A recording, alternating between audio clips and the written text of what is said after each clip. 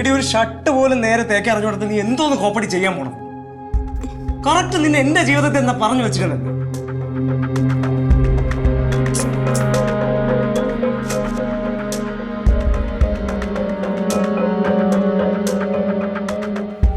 ഇതിനും ഭേദം ഞാൻ അങ്ങ് ചെയ്താൽ മതിയായിരുന്നു. എന്നെ പറഞ്ഞാൽ മതിയായിരുന്നു.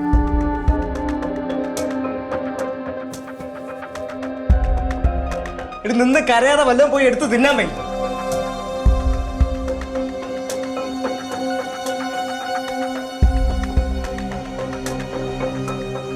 ചെവി കേട്ടൂടെ? ഇനി ഞാൻ വീണ്ടും അത് പറയണോ? ഞാൻ തന്നെ പോവാം.